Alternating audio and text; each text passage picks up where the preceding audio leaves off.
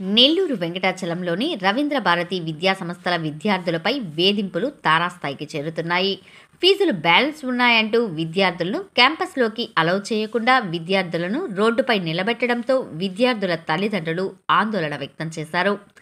ఇది ఎక్కడి అన్యాయం? కట్టవలసిన బ్యాలెన్స్ కొంచెమే ఉంది కదా, నెక్స్ట్ మంత్ దాకా టైం ఇవ్వండి అని అడగడానికి వచ్చిన విద్యార్థుల తల్లిదండ్రులతో రవీంద్ర భారతి ప్రిన్సిపల్, సిబ్బంది నోటికి వచ్చినట్టు తిడుతూ దుర్భాషలాడారు.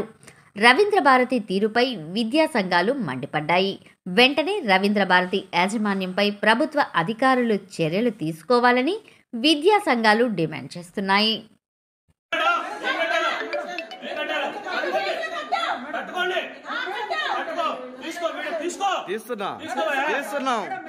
తీయకుండా ఉన్నాం కదా. రవీంద్ర భారతి యాజమాన్యం ఏ విధంగా బిహేవ్ చేస్తుందో కూడా చూడాలి కదా అందరూ. రవీంద్ర భారతి ఏ విధంగా దౌర్జన్యం చేస్తున్నారో కూడా చూడాలి కదా అందరూ.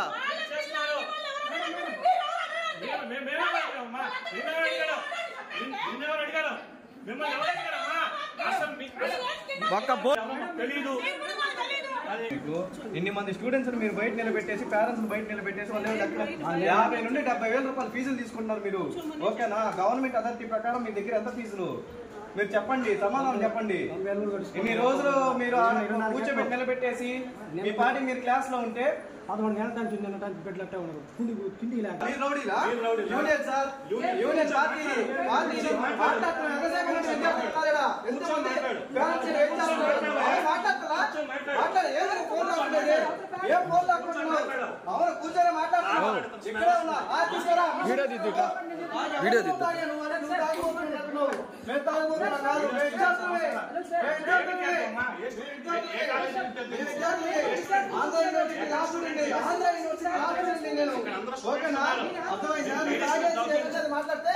ఎవరు మాట్లాడాడు దౌర్జన్యం?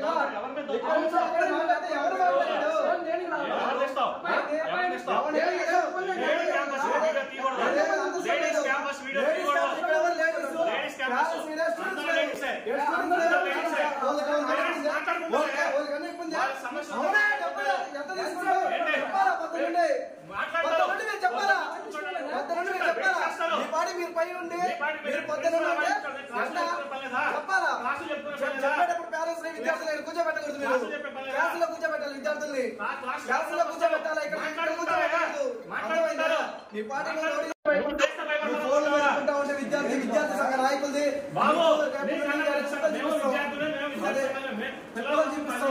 ఎన్ని మంది విద్యార్థులు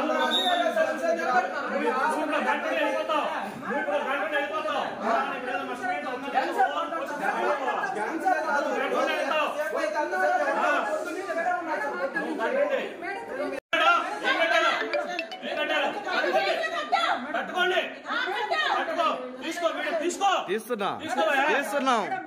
తీయకుండా ఉన్నాం కదా. రవీంద్ర భారతి యాజమాన్యం ఏ విధంగా బిహేవ్ చేస్తుందో కూడా చూడాలి కదా అందరూ. రవీంద్ర భారతి ఏ విధంగా దౌర్జన్యం చేస్తున్నారో కూడా చూడాలి కదా అందరూ.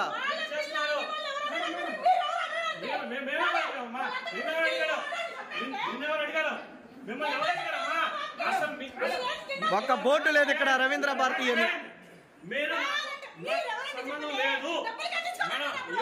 సంబంధం లేదు. అదే మీరు పేరెంట్స్ కాదు, అడ్మిషన్ చేసినప్పుడు మీరు ఎవరో తెలియదు. అదే